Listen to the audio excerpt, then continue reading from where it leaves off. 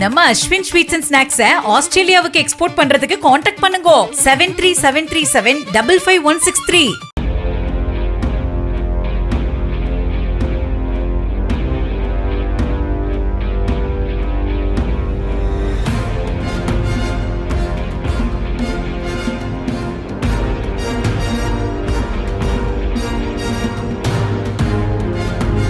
புதுக்கோட்டை மாவட்டம் ரெகுநாதபுரம் அருகே புது விடுதி பகுதியைச் சேர்ந்தவர் முருகேசன். 33 வயதான இவர் விவசாய கூலி வேலை பார்த்து வருகிறார். கடந்த 3 ஆண்டுகளுக்கு முன்பு முருகேசனுக்கும் அதே பகுதியைச் சேர்ந்த MSc பட்டதாரியான ஆஷா என்பவருக்கும் இரு வீட்டார் சம்மதத்தோடு திருமணம் நடந்தது. முருகேசன் ஆஷா தம்பதிக்கு ஒரு பெண் குழந்தை உள்ளது. கடந்த நவம்பர் 10ஆம் தேதியன்று ஆஷா வீட்டிலேயே உடல் கருகிய நிலையில் இறந்து கிடந்துள்ளார். கூலி வேலைக்கு சென்று வீடு திரும்பிய முருகேசன் தனது மனைவி உடல் கருகி இறந்து கிடப்பதை பார்த்து கதறி துடித்தார். தகவல் அறிந்து சம்பவ இடத்திற்கு வந்த ரெகுநாதபுரம் காவல் நிலைய போலீசார் ஆஷாவின் உடலை மீட்டு மருத்துவமனைக்கு பிரேத பரிசோதனைக்கு அனுப்பி வைத்ததோடு வழக்கு பதிவு செய்தனர். ஆலங்குடி DSP மனோகர் தலைமையில் தனிப்படை அமைக்கப்பட்டு இன்ஸ்பெக்டர் கோபால் விசாரணை நடத்தி வந்தார்.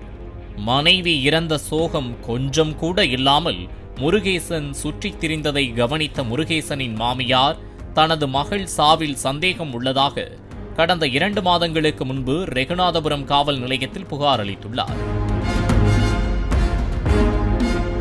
இதனைத் தொடர்ந்து சந்தேகத்தின் பெயரில் போலீசார் முருகேசனை பிடித்து விசாரித்த போதுதான் சம்பவத்தன்று நடந்ததையெல்லாம் முருகேசன் முன்னுக்கு பின் முரணாக கூறியுள்ளார்.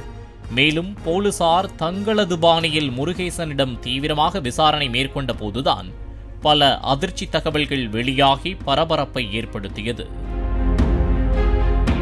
MSc பட்டம் பெற்ற ஆஷா வீட்டிலேயே வேலைக்கு செல்லாமல் இருந்து வந்ததால் தான் எப்படியாவது போலீஸாக வேண்டும் என அவரது மொபைலில் காவல்துறையில் சேர்வது குறித்து இணையத்தில் தேடி வந்ததாக கூறப்படுகிறது.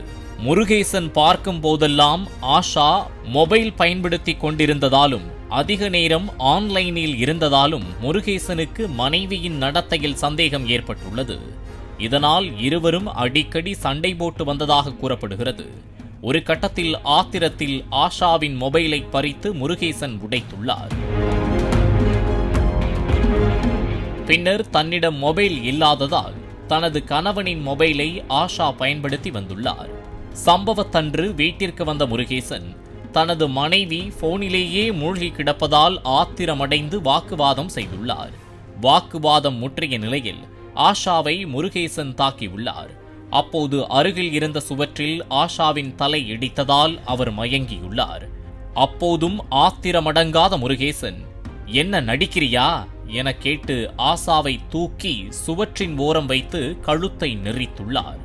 அதில் ஆஷா உயிரிழந்ததாக கூறப்படுகிறது. பின்னர் மனைவி இறந்ததை அறிந்த முருகேசன் என்ன செய்வது என்று தெரியாமல் அங்கும் இங்கும் நடந்துள்ளார். இதனையடுத்து வீட்டில் இருந்த மண்ணெண்ணெயை எடுத்த முருகேசன் மனைவி உடலில் ஊற்றி தீயிட்டு எரித்ததோடு வீட்டை பூட்டிவிட்டு வழக்கம் போல வேலைக்கு சென்றுள்ளார். மாலை வீடு திரும்பிய முருகேசன் கதறி அழுது நடித்து தனது மனைவி தானாகவே உயிரை மாய்த்து கொண்டதாக உறவினர்களை நம்ப வைத்தது விசாரணையில் தெரியவந்துள்ளது.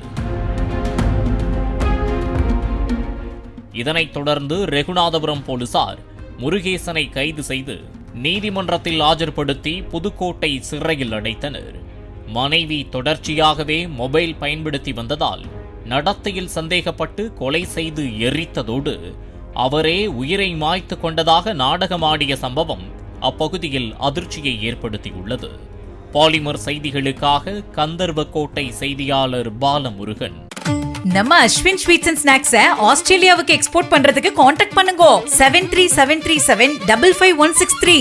பிளே ஸ்டோர் மற்றும் ஆப் ஸ்டோரில் இருந்து பாலிமர் செயலியை QR கோடு மூலம் பதிவிறக்கம் செய்யுங்கள்.